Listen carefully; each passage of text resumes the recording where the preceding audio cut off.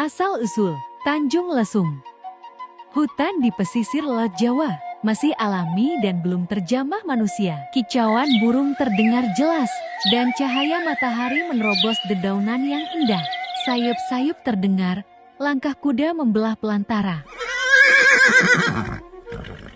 Pilihanku mengembara ke hutan pesisir selatan memang tepat. Hutannya masih alami, belum dijamah manusia.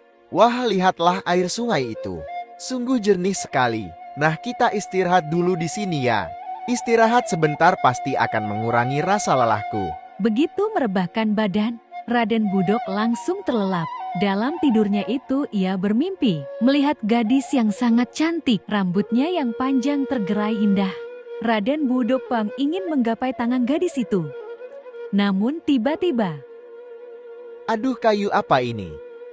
Mengganggu mimpiku saja. Gara-gara kau aku jadi tidak bertemu dengan gadis impianku. Mengesalkan sekali. Ngomong-ngomong, mimpiku tadi sungguh terasa nyata sekali. Gadis itu sungguh manis. Kira-kira siapa dia ya? Sudahlah, tidur siangku jadi terganggu. Ayo kita lanjutkan perjalanan saja. Mereka melanjutkan perjalanan menuju utara Jawa, melewati tali alas yang kini dikenal sebagai Pilar, hingga mereka pun sampai di Pantai Cawar. Sungguh segar sekali di sini. Air lautnya pun jernih. Aku ingin membasuh wajah sebentar. Hei kuda, kita harus melanjutkan perjalanan. Hei, kenapa kalian tidak bangun? Jangan bilang jika kalian ingin istirahat lagi. Dasar kalian memang pemalas. Kalau cuma malas-malasan, sebaiknya kalian jadi batu karang saja. Tanpa diduga perkataan Raden Budok terwujud. Kedua hewan tersebut yang setia selama ini menemaninya, kini berubah jadi batu karang. Setelah kejadian tersebut, Raden Budok terpaksa melanjutkan perjalanannya dengan berjalan kaki. Sungguh melelahkan jika harus berjalan kaki. Di mana aku harus membeli kuda lagi ya? Tak lama kemudian Raden Budok telah sampai di pedesan. Suara apa itu merdu sekali? Suara tersebut berasal dari gadis yang memainkan alunan lesung. Permainan mereka sungguh merdu. Dan gadis itu seperti yang ada dalam mimpiku. Raden Budok mendekati salah satu warga dan bertanya, "Punten abah, apa yang sebenarnya dilakukan para gadis itu? Suaranya indah sekali." Ini merupakan tradisi di desa kami. Para gadis memainkan alunan leseung. Itu yang berambut panjang siapa, Bah? Oh, gadis yang berambut panjang itu Sri Pohaji. Dia pemimpinnya. Dia mahir sekali ya, Bah. Raden Budok terus-menerus mengamati permainan Sri Pohaji. Hal ini membuat Sri Pohaji tidak nyaman. Teman-teman, kita lanjut besok lagi ya. Loh, kenapa kita kan belum selesai? Tidak apa-apa, hanya saja hari ini banyak orang asing.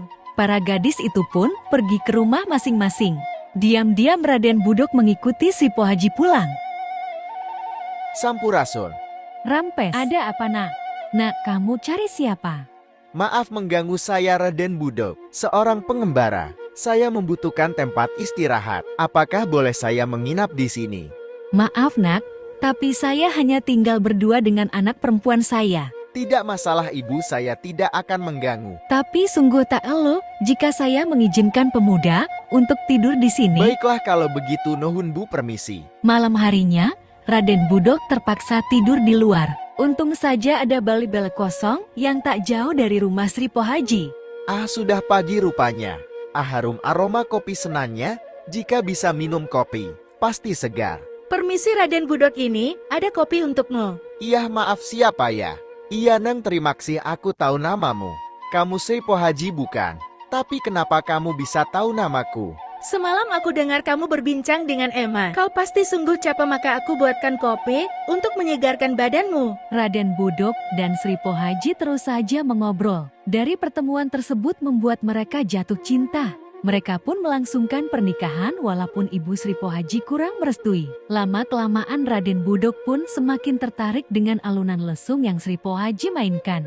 Suara alo dan alunan lesung ini sangat indah. Istriku, apakah aku boleh mencobanya? Tentu saja, sini aku ajari cara memainkannya.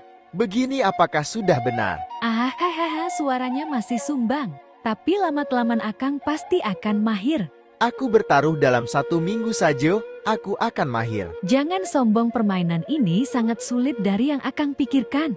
Aku akan berhasil jika aku berhasil, kamu harus memberi aku hadiah ya. Baiklah, tapi ingat Akang tidak boleh memainkan lesung di hari Jumat. Itu pamali. Tenang saja, sebelum hari Jumat aku pasti sudah mahir. Sejak saat itu, Raden Budak terus berlatih hingga lupa waktu. Sejak saat itu, ia berlatih dari pagi hingga sore. Dan akhirnya, dia melupakan satu hal yang penting. Di hari Jumat yang merupakan larangan penting, Raden Budak terus saja memainkannya. Bukannya hari ini, hari Jumat. Siapa yang berani memainkan alunan lesung ini? Hah, lutung-lutung main lesung. Hei, berani sekali memanggilku seperti Lutung. Ada lutung, pergi kau sana. Paman, ini aku Raden Budak, siapa yang kau panggil Lutung? Hah, Raden Budak berubah jadi Lutung. Hah, kenapa badanku jadi seperti ini? Aku harus pergi, aku tidak bisa tinggal di desa ini lagi. Kejadian yang menimpa Raden Budak menjadi gunjingan orang-orang di desa. Maafkan aku ibu, jika aku tinggal di sini para tetangga terus-menerus menghina keluarga kita. Sri Pohaji yang malu atas kejadian tersebut pun memutuskan untuk pergi dari desa. Setelah kejadian tersebut, orang-orang mulai menyebut nama kampung itu sebagai Kampung Lesung. Lokasinya yang berada di Tanjung yang membuat daerah itu dikenal sebagai Tanjung Lesung. Pesan dari cerita ini adalah kita hendaknya mematuhi dan menghormati adat istiadat yang berlaku di suatu daerah. Seperti makna peribahasa, di mana tanah dipijak, di situ langit dijunjung. Yang berarti, dimanapun juga kita berada atau bertempat tinggal, hendaklah kita menuruti adat istiadat dan kebiasaan yang berlaku di daerah itu.